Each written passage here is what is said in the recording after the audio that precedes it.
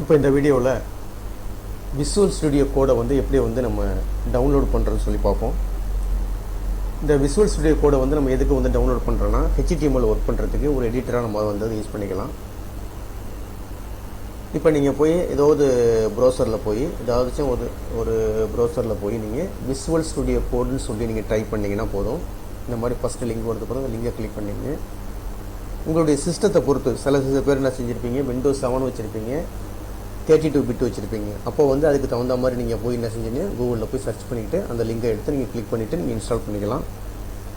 இப்போ நீங்கள் Windows 10, Windows 11 இது மாதிரி ஒர்க் பண்ணுறீங்கன்னா 64 பிட்டில் ஒர்க் பண்ணுறீங்கன்னா ஆட்டோமேட்டிக்காக நீங்கள் ஃபஸ்ட் லிங்கை நீங்கள் வந்து கிளிக் பண்ணி நீங்கள் வந்து டவுன்லோட் பண்ணிக்கலாம். ஜஸ்ட்டு கிளிக் பண்ணிங்கன்னா ஒரு 2 or 3 மினிட்ஸில் வந்து டவுன்லோட் ஆகிடும். அந்த லிங்கை டபுள் கிளிக் பண்ணிங்கன்னா நீங்கள் இன்ஸ்டால் பண்ணிடலாம். ஜஸ்ட்டு நெக்ஸ்ட்டு கொடுத்து இன்ஸ்டால் பண்ணிவிடுங்க.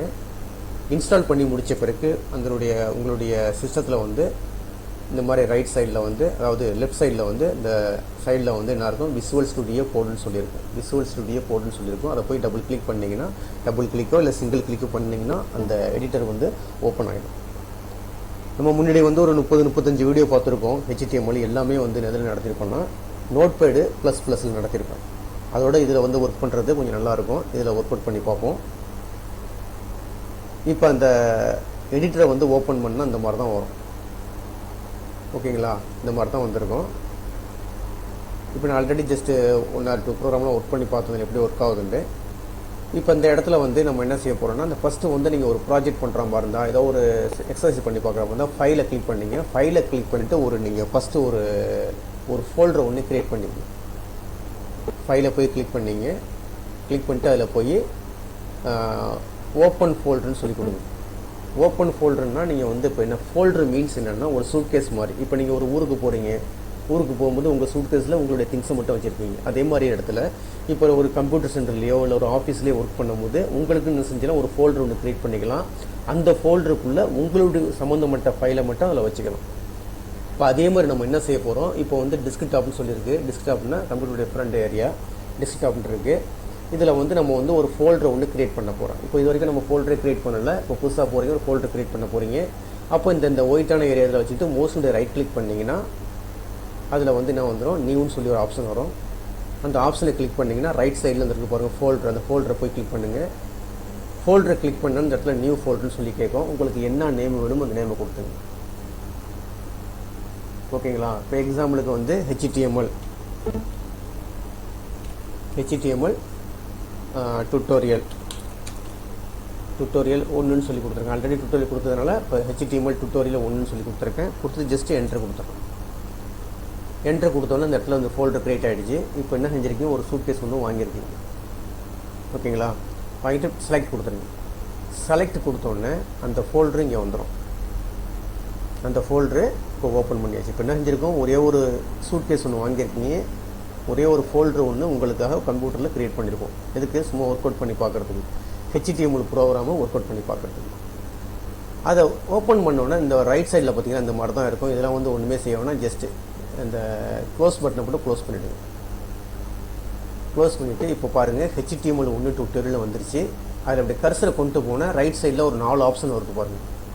அதில் ஃபஸ்ட்டு ஆப்ஷனை கிளிக் பண்ணுங்க. அது என்ன, நியூ ஃபைல் ஜஸ்ட் இப்படி கிளிக் பண்ணுங்கள். நியூ ஃபைலை கிளிக் பண்ணியாச்சு. கிளிக் பண்ணோன்னே கீழே வந்து ஒரு பாக்ஸ் மாதிரி வருது. அதாவது என்ன கேட்குதுன்னா, ஃபைல் நேம் கேட்குது. முன்னாடி நம்ம க்ரியேட் பண்ணது ஒரு சூட்கேஸு. இப்போ எக்ஸாம்பிளுக்கு ஒரு கடைக்கு போய் ஒரு பேஸ்ட்டு வாங்குறீங்க, அப்போ அது ஒரு ஃபைலு. இல்லை ஒரு சோப்பு வாங்குறீங்க, ஒரு ஃபைலு. இந்த மாதிரி இப்போ நம்ம என்ன செஞ்சுருக்கோம், ஒரு சூட்கேஸ் வந்து எம்டியாக இருக்குது. அதில் போய் ஏதோ ஒரு திங்ஸை வைக்கிறீங்க.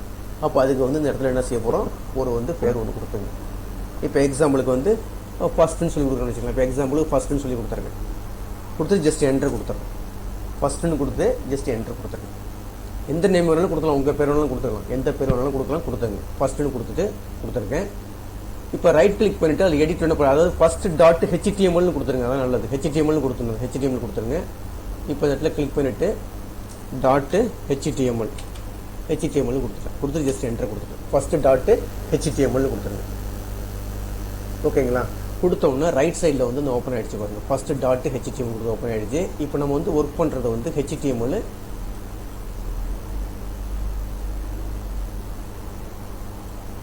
இப்போ இந்த வந்து கர்சர் வந்து பிளிங்க் ஆகிட்டு இருக்கு. இப்போ உங்களுக்கு HTML ஸ்ட்ரக்சர் ஆல்ரெடி தெரியும். ஆல்ரெடி வந்து ஏகப்பட்ட வீடியோ பார்த்துருப்பீங்க. ஒரு 30-35 வீடியோ நம்ம எடுத்திருக்கோம். இப்போ இந்த ஸ்ட்ரக்சர் நான் எழுதுகிறேன் பார்த்துங்க. இப்போ பாருங்கள் என்ன ஸ்ட்ரக்சர் HTML சொல்லி கொடுக்குறோம். இந்த இடத்துல கொடுத்துட்டு அந்த டேகை க்ளோஸ் பண்ணுறோம். எல்லாமே டேகுக்குள்ளே தான் வரும். ஆட்டோமேட்டிக்காக HTMLனு வந்துடும். ஜஸ்ட் என்ட்ரு மட்டும் கொடுத்துங்க அது. ஓகேங்களா? HTML/HTML ஆட்டோமேட்டிக்காக எடுத்துக்கிச்சு. அடுத்தது நம்ம என்ன எழுத போகிறோம்னா இந்த இடத்துல ஹெட்டுன்னு எழுதுவோம். அடுத்தது வந்து ஹெட்டுன்னு கொடுத்தோன்னா ஹெட்டுன்னு வந்துருச்சு ஆட்டோமேட்டிக்காக. அதான் வந்துருச்சு ஹெட்டு. இதெல்லாம் வந்து ஒரு ஸ்ட்ரக்சர். இந்த ஸ்ட்ரக்சர்லாம் இருந்தால் தான் நம்ம வந்து HTML ஒர்க் பண்ண முடியும். HTML உள்ள வந்து ஒரு ஸ்ட்ரக்சர் மாதிரி இது, சிண்டாக்ஸ் மாதிரி இது. HTML/HTML ஹெட்டு/ஹெட்டு. இப்போ இந்த இடத்துல வந்து டைட்டில் கொடுத்துட்றோம். ப்ராக்கெட்டை க்ளோஸ் பண்ணோன்னா ஆட்டோமேட்டிக்காக டைட்டில் அதே எடுத்துக்கும். ஜஸ்ட் ஒரு என்ட்ரு மட்டும் கொடுத்துங்க. இப்போ இந்த இடத்துல வந்து டைட்டில் கொடுத்தாச்சு. இப்போ அதுக்கு கீழே இந்த இதுக்கு கீழே இப்போ இந்த ஹெட்டுக்கு கீழே என்ன கொடுக்க போகிறோம்? பாடின்னு கொடுத்துருங்க. பாடி கொடுத்துட்டு பாடியை க்ளோஸ் பண்ணிவிடுங்க. ஜஸ்ட் என்ட்ரு கொடுத்தாச்சு. இதுதான் வந்து HTML ஸ்ட்ரக்சருங்க. இதில் தான் நம்ம எழுத போகிறோம். இப்போ மோஸ்ட்லி நம்ம என்ன எழுதுகிறோன்னா பாடிக்கும் /பாடிக்கும் இடையில தான் எழுத போகிறோம். இப்போ அதுக்கு முன்னாடி மேலே வந்து இன்னொரு இந்த இடத்துல வந்து கிளிக் பண்ணிவிட்டு நம்ம HTML5 ஒர்க் பண்ணுறதுனால HTML5ன்னு சொல்லி நம்ம ஒன்று மென்ஷன் பண்ணிக்கின்னு அதை எப்படி மென்ஷன் பண்ணுறதுன்னா இந்த மாதிரி எக்ஸ்க்ளமேஷன் கொடுத்துட்டு DOC டைப்னு கொடுத்துங்க. டைப்னு கொடுத்துட்டு HTMLன்னு சொல்லி மென்ஷன் பண்ண வேண்டியது. இது வந்து HTML5க்கு ஒர்க் பண்ணுறதுக்காக உள்ள ஒரு கொடுத்துட வேண்டியது. ஓகேங்களா? அது ஃபுல்லாக கொடுத்தாச்சு. இப்போ கொடுத்துட்டு இப்போ நம்ம எக்ஸாம்பிளுக்கு இந்த எடிட்டரில் ஒர்க் பண்ணுறதுக்காக ஒரு சின்ன ஒரு கோடிங் மட்டும் எழுத போகிறோம். என்னென்னா இப்போ எனக்கு வந்து சென்டரில் வரணும். ஒரு 2 லைன்ஸோ இல்லை 3 லைன்ஸோ வந்து சென்டரில் வரணும். அப்போ எனக்கு சென்டர்னு ஒரு ஆப்ஷன் கொடுத்துங்க. இந்த இடத்துல போய் சென்டர் CNTRE சென்டர்னு கொடுத்துங்க. கொடுத்துட்டு டேகை க்ளோஸ் பண்ணிவிடுங்க. க்ளோஸ் பண்ண வந்துருச்சு. என்ட்ரு கொடுத்துருங்க. இப்போ இதுக்கு இடையில எழுத போகிறோம். சென்டருக்கு இடையில எழுத போகிறோம். இப்போ என்ன எழுத போகிறோம்னா வந்து எனக்கு ஒரு ஹெட்டிங் மாதிரி ஒன்று வேணும்னு வச்சுக்கோங்களேன். இப்போ நைஸு கம்ப்யூட்டர் டியூட்டோரியல்னு வேணும்னு வச்சுக்கோங்களேன். அப்போ H1னா வந்து ஹெட்டிங் உள்ளது. டேக்கை க்ளோஸ் பண்ணிடுறோம். க்ளோஸ் பண்ணிவிட்டு இதில் போய் எழுத போகிறோம். என்ன எழுத போகிறோம்னா நைஸ் கம்ப்யூட்டர் டியூட்டோரியல் கொடுத்துட்டேன். இப்போ H1ன்னு சொல்லி கொடுத்துட்டு /Hக்கும் ஆட்டோமேட்டிக்காக எடுத்துக்கிச்சு. இது ஒன்று. இப்போ இதையே அப்படியே காப்பி பண்ணிங்க. இதையே நம்ம அப்படியே காப்பி பண்ணிக்கிறோம். Ctrl+C கொடுத்துட்டு இந்த இடத்துல லாஸ்ட்டில் வச்சு ஒரு என்ட்ரு கொடுக்குறேன். கொடுத்துட்டு Ctrl+V கொடுக்குறேன்.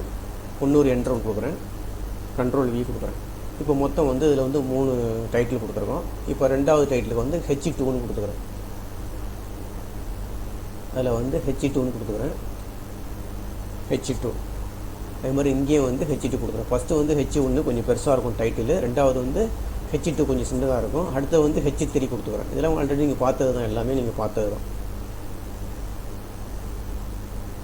இது வந்து ஹெட்டிங், அதாவது ஹெட்டிங் 1, ஹெட்டிங் 2, ஹெட்டிங் 3 இந்த மாதிரி டைட்டிலுக்கு உள்ளது.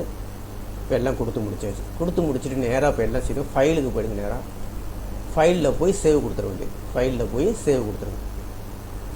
இப்போ என்ன செஞ்சாச்சு? ஒரு விசுவல் ஸ்டுடியோ எடிட்டரில் போய் ஒரு HTML கோடிங்கை வந்து என்ட்ரி பண்ணியாச்சு. இதை வந்து இப்போ சேவ் பண்ணிட்டோம். இப்போ அதை ரன் பண்ணி பார்க்கணும். அப்போ இதனுடைய இந்த ஃபைலுக்கு போயிடுங்க.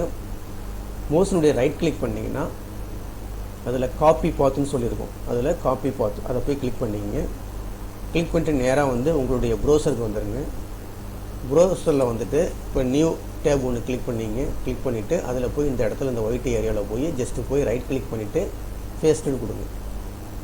பேஸ்ட்டுன்னு கொடுத்துட்டு ஜஸ்ட் என்ட்ரு கொடுத்தோன்னா உங்களுக்கு என்ன செய்யும்? இந்த மாதிரி ப்ரோக்ராமிங் வந்து ரன் ஆகும். இப்போ என்ன கொடுத்துருக்கு? நைஸ் கம்ப்யூட்டர் டியூட்டோரியல் வந்திருக்கு. நைஸ் கம்ப்யூட்டர் டியூட்டோரியல் வந்திருக்கு. நைஸ் கம்ப்யூட்டர் டியூட்டோரியல் வந்திருக்கு. ஓகேங்களா? வந்துட்டு இப்போ பாருங்கள், சென்டரில் வரல பாருங்கள். இப்போ என்னத்தில் வந்திருக்கு? உங்களுக்கு சென்டரில் வரல, உங்களுக்கு வந்து லெஃப்ட் சைடில் தான் வந்திருக்கு. இப்போ நீங்கள் சென்டரில் வரணுன்னா அதுக்கு ப்ரோக்ராம் பாருங்கள் பண்ணியிருக்கோம். ஆனால் எடுக்கலை, என்னன்னு தெரியல. அது சென்ட்ரு /சென்ட்ரு ஓகேவா? அப்போ இந்த கோடிங்கை மாற்றி பாருங்கள். இங்கே வந்து தப்பாக கொடுத்துருக்கோம்னு தெரியல. இஆர் கொடுத்து பார்ப்போம். இஆர் இந்த இடத்துல வந்து ஸ்லாஷு இஆர் இப்போ கொடுத்தாச்சு. கொடுத்துட்டு இப்போ ஃபைலில் போய் சேவ் கொடுத்துங்க. ஃபைலில் போய் சேவ் கொடுத்துருங்க. சேவ் கொடுத்துட்டு இப்போ இந்த ப்ரௌசருக்கு வந்துடுங்க. இப்போ இந்த இடத்துல ரீஃப்ரெஷ் கொடுத்தீங்கன்னா போதும். இந்த ரீஃப்ரெஷ் கொடுங்க. வந்தோடனே என்ன வந்துருச்சு? சென்டரில் வந்துருச்சு. அப்போ இந்த இடத்துல நம்ம கோடிங் என்ன செஞ்சுருக்கோம்? தப்பாக எழுதிருக்கோம். முன்னாடி வந்து என்ன போட்டிருந்தோம்? ஆர்இன்னு போட்டிருந்தோம். அப்போ இங்கே வந்து சென்டருக்கு வந்து இந்த மாதிரி தான் ஸ்பெல்லிங் கொடுக்கணும். கொடுத்தீங்கன்னா உங்களுக்கு ஆட்டோமேட்டிக்காக எடுத்துக்கணும். இப்போ இந்த விஷுவல் ஸ்டுடியோ எடிட்டரில் வந்து எப்படி வந்து ஒரு ப்ரோக்ராமை வந்து நீங்கள் என்ட்ரு பண்ணுறது தெரியும். அந்த ப்ரோக்ராமை நீங்கள் எப்படி ரன் பண்ணுறதுன்னு உங்களுக்கு தெரியும். இதை ஒர்க் அவுட் பண்ணி பாருங்கள். இந்த வீடியோ கிளிப்பு பிடிச்சிருந்துச்சுன்னா சப்ஸ்கிரைப் பட்டனை கிளிக் பண்ணி எனக்கு என்கரேஜ் பண்ணுங்கள். ரொம்ப நன்றிங்க.